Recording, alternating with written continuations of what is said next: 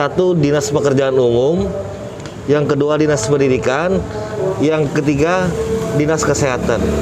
Satu lagi BKPP. BKPP juga ya? Oh, ada 4. Tambah satu lagi Setwan. Kita ingin orang yang duduk ini sesuai dan mengerti visi misi Kota Banjarbaru. Tetapi selama setahun, dan menurut kami ini adalah waktu yang cukup untuk saya, Pak Wakil, untuk memahami dan menilai para kepala SKPD yang mana bisa bekerja, yang mana tidak. Dan kami juga pada saat rakor kami selalu menyampaikan dengan Pak Wakil bahwa tunjukkan kinerja, tunjukkan prestasi.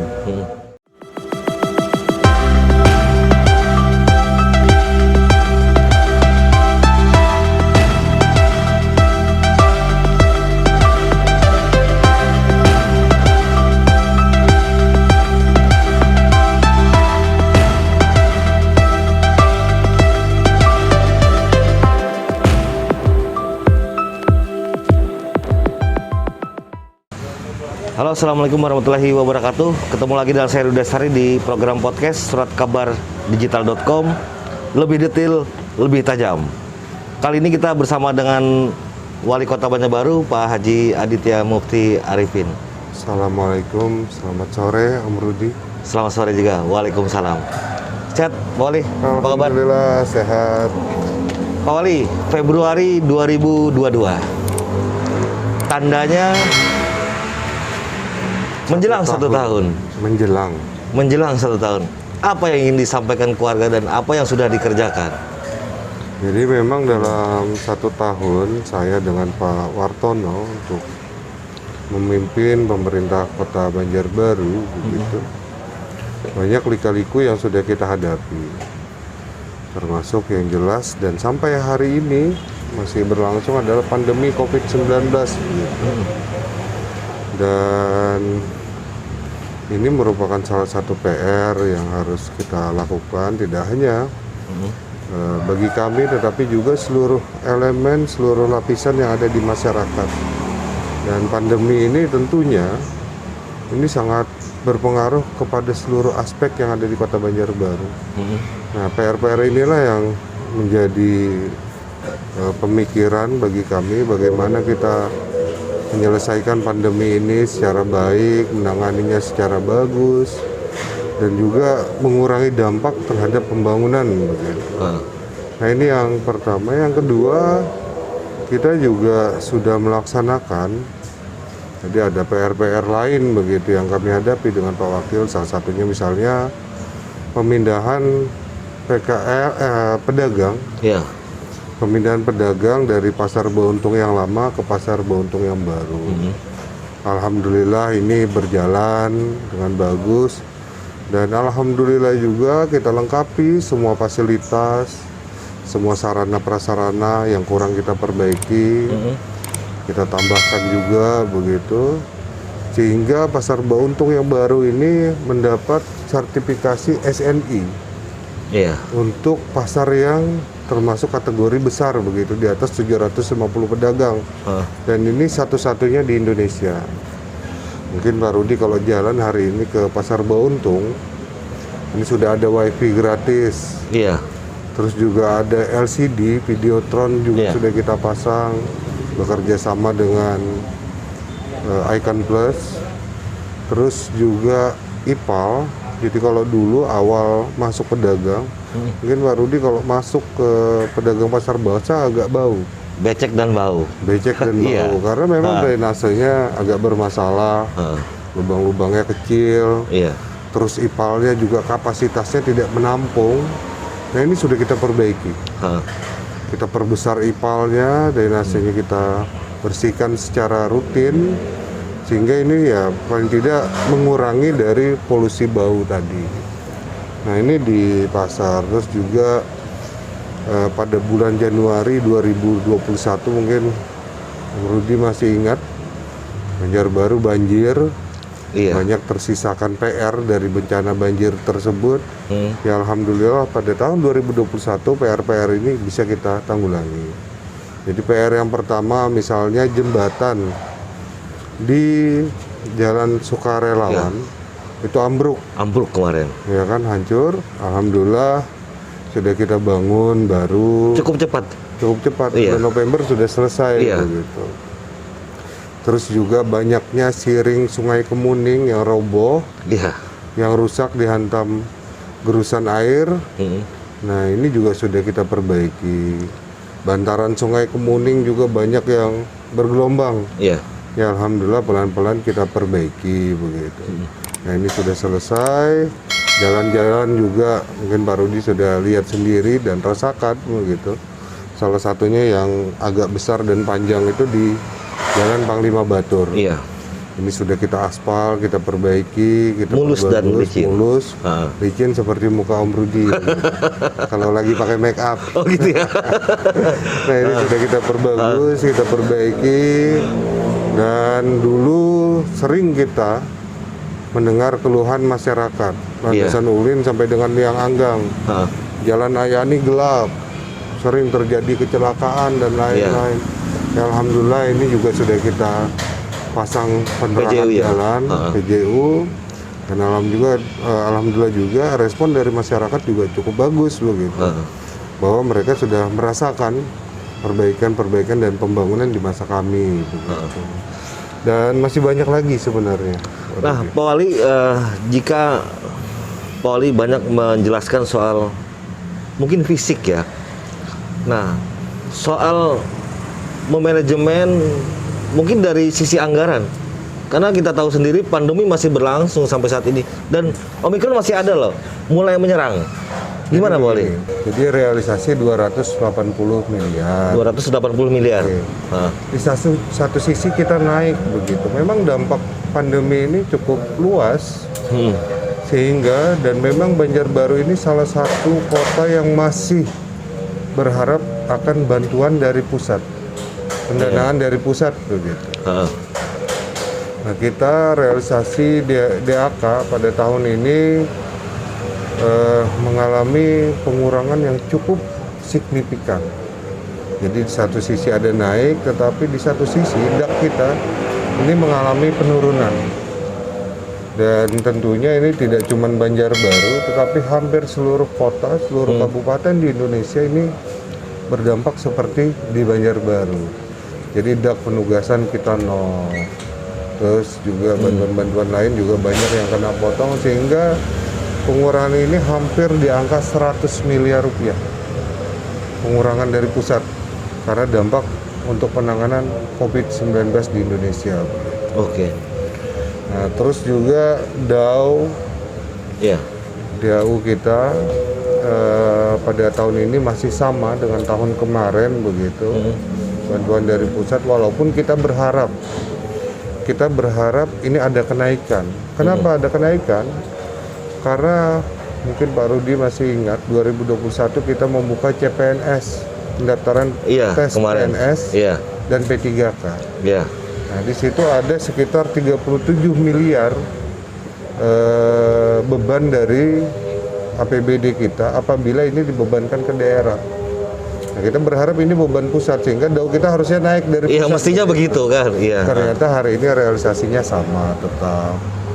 Sehingga PAD yang lumayan naiknya tadi sehingga ya menutup dari kekurangan-kekurangan tadi. Nah, Pak Wali, hampir 1 tahun ada beberapa kendala termasuk dari sisi anggaran juga terbatas DAK juga DAU tadi. Di awal tahun Pak Wali juga melakukan penyusunan mungkin ya kabinet di jajaran eselon 2. Tapi saya ingin bertanya Pak Wali, data yang saya dapat menurut saya ada tiga SKPD sekarang otoritas ya. Dinas itu, satu Dinas Pekerjaan Umum, yang kedua Dinas Pendidikan, yang ketiga Dinas Kesehatan. Satu lagi BKPP. BKPP juga ya? Oh, ada 4. Tambah satu lagi Setwan. Oh iya betul. Jadi banyak ini. Nah, jadi masih banyak yang PLT. Ya, tapi saya coba fokus di 3 layanan dasar Pak Wali. Ada infrastruktur di PU, Kemudian Dinas Kesehatan masih tentang pandemi masih berlangsung. Dinas Pendidikan bagaimana sistem pendidikan tetap berjalan di era pandemi ini. Mengapa masih tidak ada orangnya, pejabat itu? Jadi yang pertama tentunya ini untuk penyegaran. Yang kedua, kita ingin orang yang duduk ini sesuai dan mengerti visi misi Kota Banjarbaru. Bisa menjalankan secara baik visi misinya, program-programnya, dan bisa menjalankan sampai dengan dari atas sampai ke bawah begitu. Semua mengerti. Sehingga program-program yang ingin kami laksanakan, ingin kami kerjakan ini tersampaikan dengan baik kepada masyarakat. Bukan berarti yang kita ganti itu tidak baik, tetapi selama setahun dan menurut kami ini adalah waktu yang cukup untuk saya, Pak Wakil, untuk memahami dan menilai begitu. Para kepala SKPD yang mana bisa bekerja, yang mana tidak, ya kan? Yang mana SKPD-nya kurang bagus sehingga kita perlu orang yang bagus untuk menjalankan agar berjalan dengan bagus. Nah ini semua kami nilai dalam waktu hampir 1 tahun. 1 tahun cuma untuk melihat kompetensi dan profesionalis. Ya. Oke. Jadi di sana dan kami juga pada saat rapor kami selalu menyampaikan dengan Pak Wakil bahwa tunjukkan kinerja, tunjukkan prestasi. Itu yang kami nilai. Jangan melihat ke belakang. Banyak orang pada saat kita melaksanakan resapel. Iya, kabar di luar kan ini soal politik juga di situ. Iya. Dukung Iya. Masalah ini. Jadi 1 tahun itu bukan waktu yang Pendek. Iya. Kalau kami ingin dengan Pak Wakil misalnya ada muatan politik begitu, ada muatan politik di sana, pasti waktu 6 bulan setelah pelantikan kami gunakan bisa, untuk merubah. Itu bisa. Tapi ini kan soal Banjarbaru ya. Memaksimalkan penilaian kami agar penilaian kami ini tidak salah. Dan kami juga pada saat asesmen tidak hanya kami yang menilai dengan Pak Wakil, tetapi kami juga melibatkan asesor independen. Ada eksternal pihaknya? Ada eksternal, ada dari Badan Kepegawaian Nasional, ada dari BPKP, iya. Terus juga ada guru besar dari Universitas Lambung Mangkurat, ada 2 begitu. Nah ini juga mereka menjadi asesor begitu yang menilai mereka.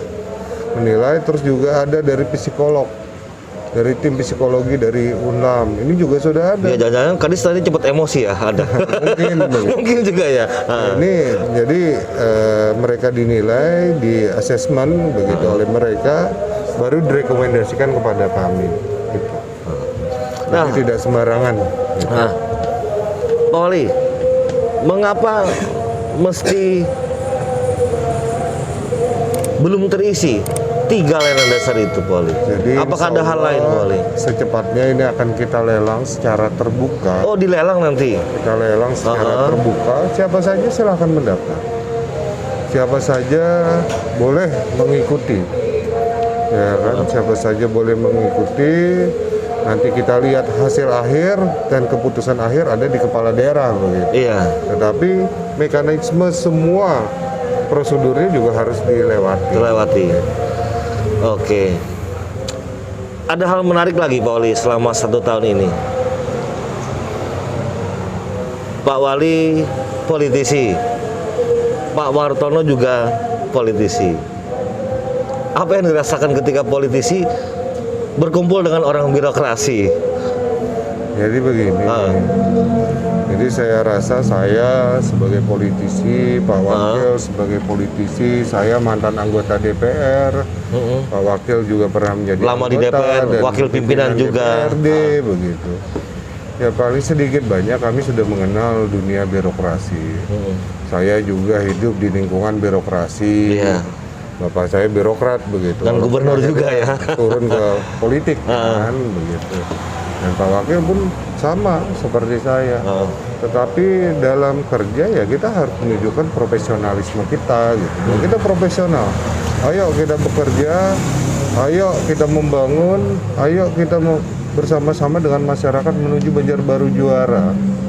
Nah, tunjukkan kerja itu. Jadi bukan karena saya politisi, tetapi nantinya begitu. Nantinya birokrasi ini akan saya bawa ke politik nggak? Saya pastikan itu tidak begitu.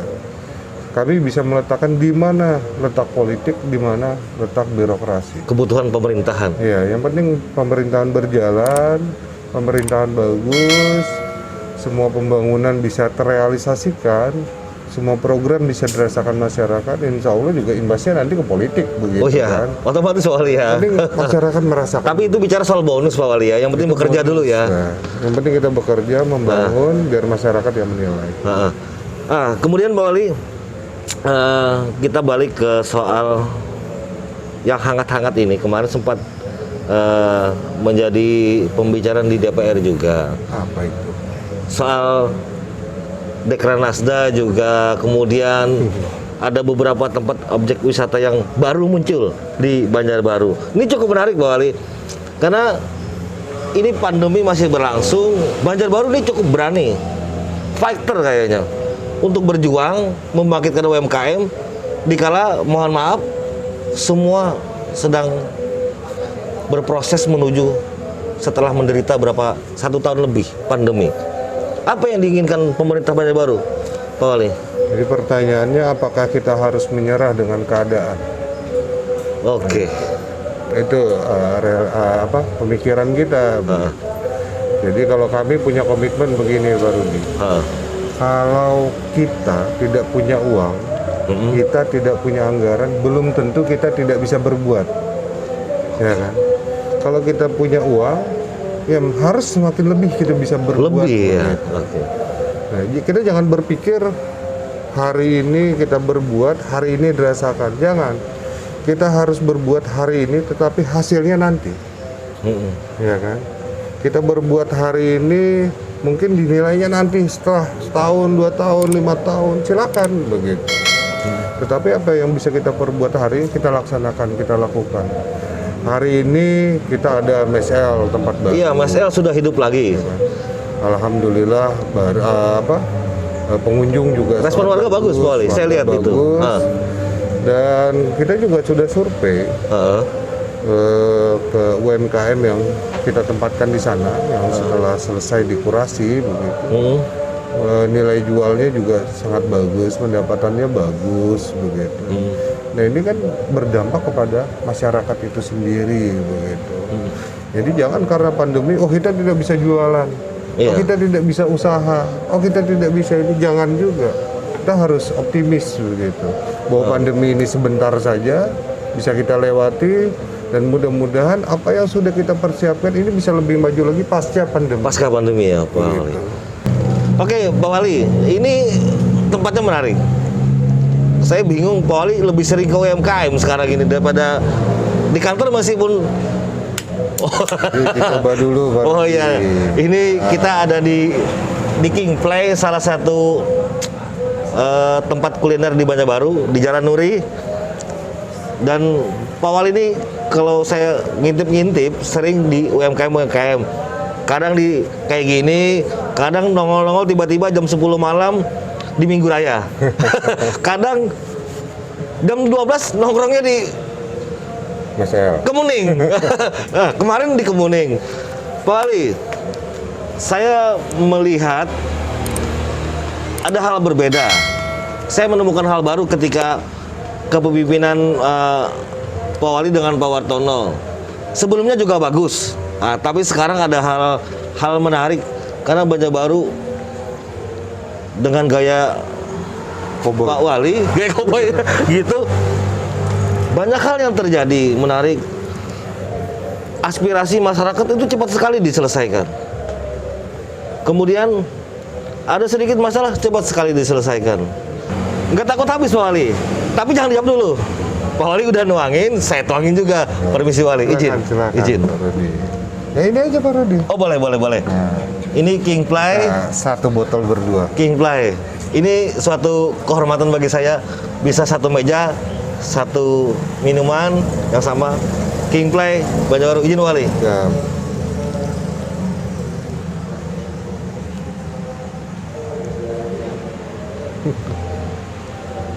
Oke. Sedikit-sedikit biar kita lama ngobrolnya. Lebih banyak saya nih Pak Wali, izin.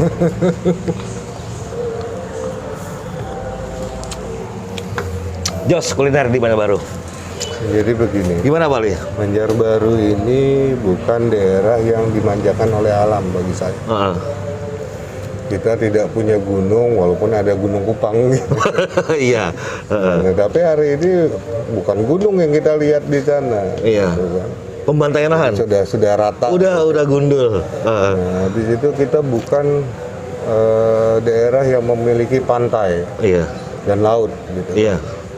Jadi pariwisata ya pasti jauh berbeda dengan daerah lain. Kita tidak punya sungai yang besar. Iya. Cuma ada Nah, sungai. Kemuning, Dan satu di Ulin, Sungai Karangan. Nama kampung.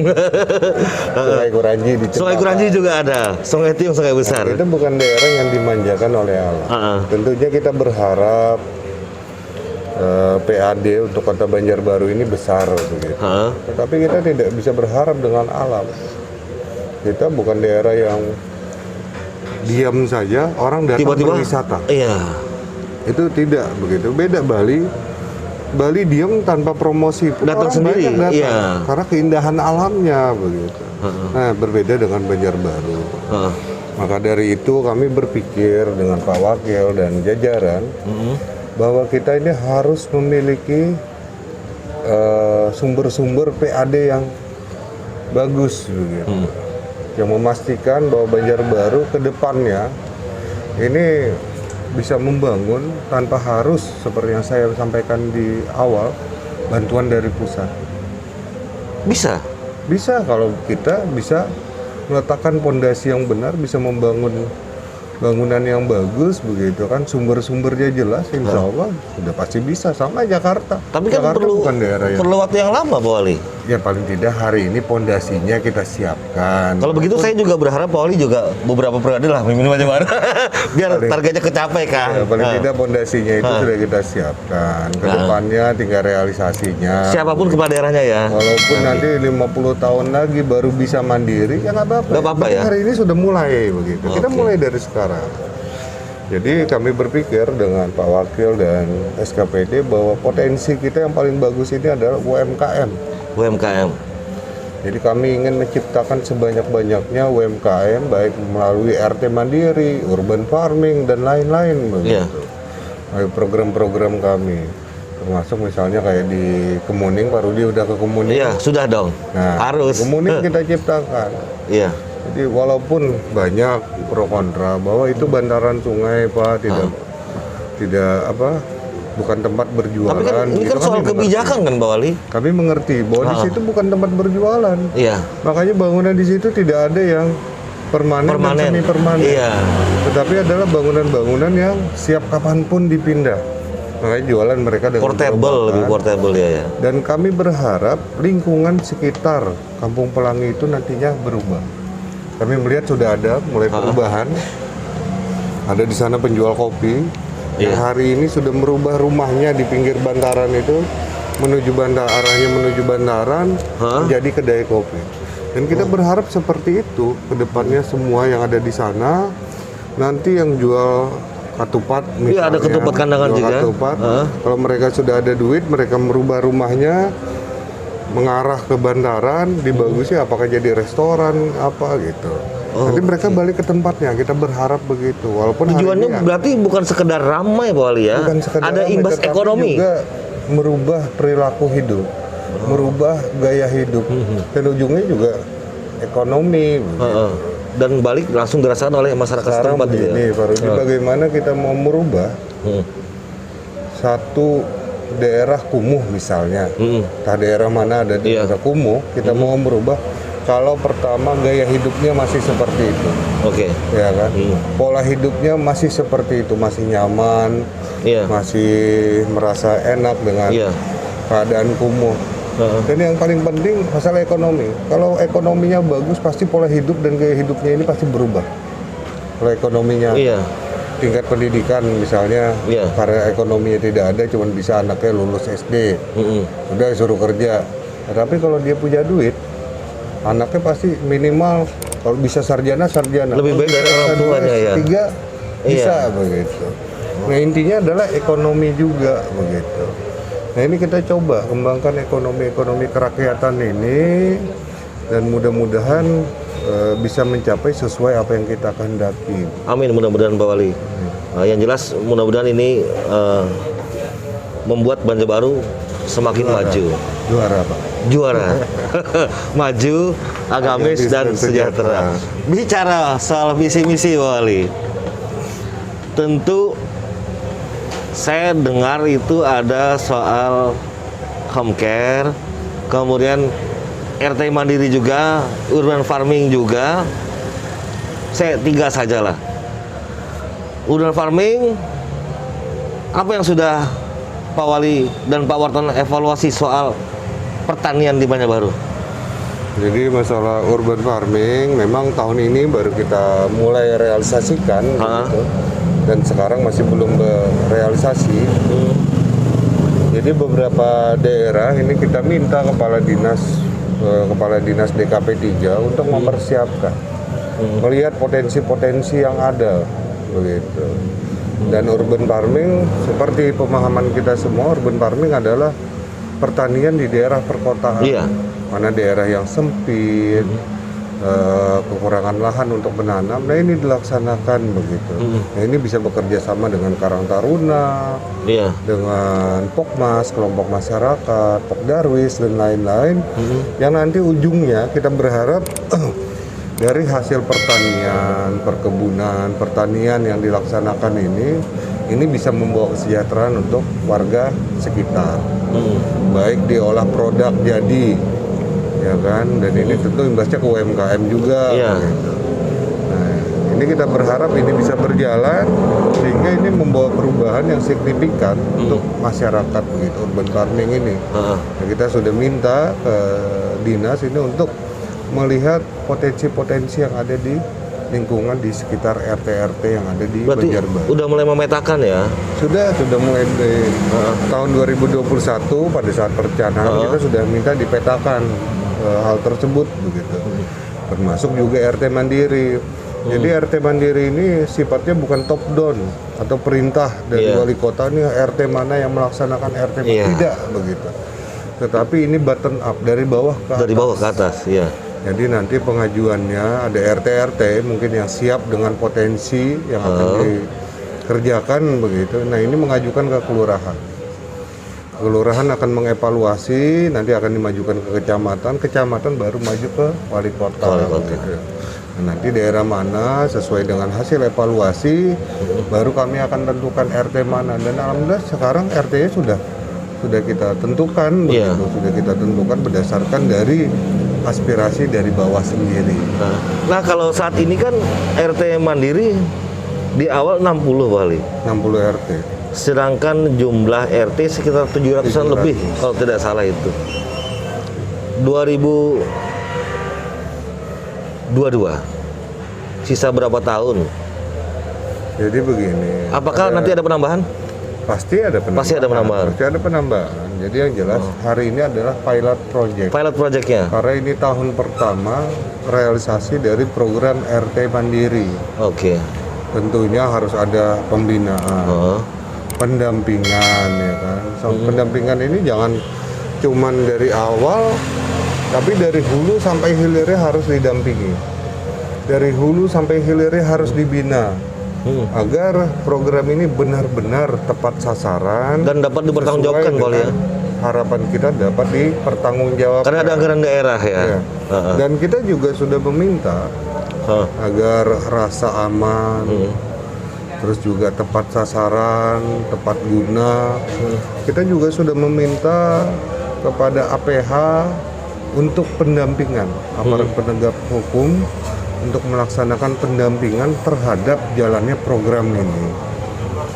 Nah, ini sudah kita minta, insya Allah bulan ini akan segera dirapatkan bersama APH dan lain-lain, sehingga apa yang kita rencanakan ini anggarannya tidak salah guna, tidak salah sasaran, ya kan? Ini semuanya bisa kita gunakan dan ujungnya adalah untuk kesejahteraan masyarakat.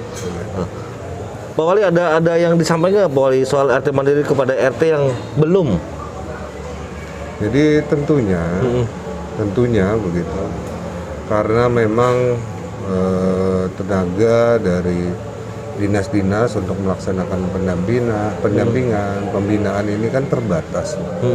Makanya hari ini kita melaksanakan pilot project dulu. Yang mana RT yang siap itu yang kita laksanakan. Didulukan lebih dulu ya. Nah kalau ini sudah berjalan setahun, insya Allah sudah siap semua, percontohan sudah ada. Nanti RT yang belum, nah ini akan kita laksanakan juga. Tinggal mengikuti SOP, mengikuti tata cara perencanaan dan lain-lain, bisa melaksanakan juga begitu.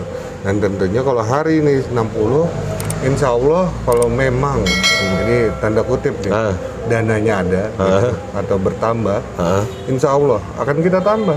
Kalau hari ini 60, mudah-mudahan tahun depan bisa 150. Tapi saya dengar dari legislatif juga setuju Pak Wali. Tahun depan itu mungkin 60 berhasil ditambah. Iya, memang Kayaknya support juga loh DPR loh.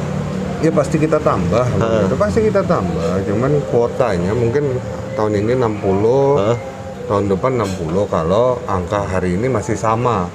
Tetapi kalau meningkat dana kita, Bisa jadi lebih ya. kita mungkin tambahnya 200, 200, iya. 300 ya itu mungkin begitu. Tapi memang harus kita bertahap Pak Wali ya. bersama-sama begitu. Oke.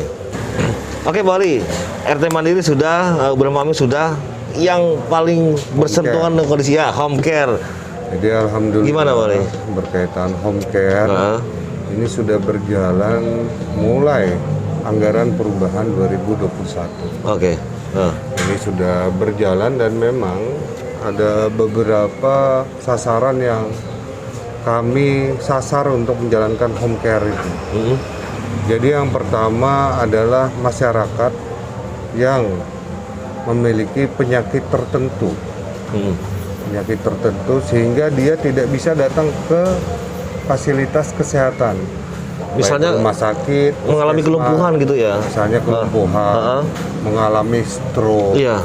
atau penyakit apa saja yang kemungkinan dia tidak bisa mendatangi fasilitas kesehatan. Gitu. Ini yang pertama. Yang kedua adalah penderita disabilitas. Oh iya. Jadi sahabat-sahabat kita yang difabel, disabilitas, dan mereka mendapat kemudahan akses untuk mendapat home care di rumah atau di mana tempat dia tinggal begitu. Agar mereka tidak sulit mendapat akses ini, maka petugaslah yang Turun datang. ke bawah. Nah, dan yang ketiga adalah lansia. Oh iya. Lansia. Jadi lansia, ya kan? Ya, mungkin ada kriteria tertentu yang dilaksanakan oleh Dinkes. Ini juga akan mendapat fasilitas home care ini, begitu. Dan mungkin Pak Rudi sudah lihat. Iya. Mungkin sudah ada juga melihat foto-foto, bahkan saya share di media sosial dan lain-lain, bahwa home care ini sudah jalan. Begitu kita seragami, kita kasih baju, jaket, topi untuk home care begitu, bertuliskan home care. Nah memang SOP secara pastinya ini sudah ada, tetapi mungkin masyarakat masih bingung kemana sih untuk mendapatkan home care ini. Mesti nelpon siapa, ngubungin siapa. Jadi yang pertama memang kita masih mencoba mengadakan hotline untuk fasilitas home care ini. Yang kedua, kalau masyarakat ingin mendapat fasilitas home care atau pelayanan di rumah berkaitan pelayanan kesehatan ini, silahkan datang. Jadi keluarganya, Pihak keluarga ya. atau kawannya kah, tetangganya kah, silahkan datang ke puskesmas, ke rumah sakit, dan dinas sosial misalnya, silahkan datang ke sana. Silahkan laporkan apa yang sesuai dengan kenyataan begitu, bahwa nih misalnya saudara A ini lumpuh, tidak bisa datang, sampaikan kendala penyakitnya dan lain-lain. Insya Allah ini akan datang. Pak Wali, itu berlaku untuk warga Banjarbaru? Seluruh warga Banjarbaru. Seluruh. Bagi penderita yang 3 tadi ya. Misal ada warga baru datang tapi belum memiliki KTP? Kalau warga yang ini datang luar, mungkin kita akan mengadakan pemeriksaan gratis dan lain-lain, tetapi tidak serta-merta. Tapi tetap terlayani ya? Kita bisa memberikan full service mungkin Seperti agak warga sulit, begitu. atau penduduk? Iya, karena data BPJS, data ini kan beda. Iya. Ya mungkin pemeriksaan mungkin masih bisa. Oke Pak Wali, sebenarnya saya masih banyak yang ingin ditanyakan, tapi saya tunggu lagi lah. Sebentar lagi juga saya mudah-mudahan Pak Wartono, Pak Wakil juga berkenan podcast dengan suratkabardigital.com, tentunya di program. Oh ya, program Jendela SKPD ini adalah program kita memberikan wawasan, pengetahuan dan informasi kepada masyarakat tanpa hoax, karena dari sumbernya langsung, seperti saat ini dengan Pak Wali Kota Banjarbaru, nanti mungkin dengan Pak Wakil Wali Kota, berikutnya dengan para kepala dinas, agar Banjarbaru dikawal tanpa hoax, Pak Wali. Mudah-mudahan bermanfaat di Banjarbaru dan untuk pemerintahan juga. Amin. Pak Wali, terima kasih waktunya. Lain kali mudah-mudahan berkenan. Sukses terus dengan Pak Wartono. Amin. Nomor 1, sehat. Dan yang penting juara. Juara. Oke, boleh. Oke, warga Banjarbaru. Oh, siap. Nah. Oke.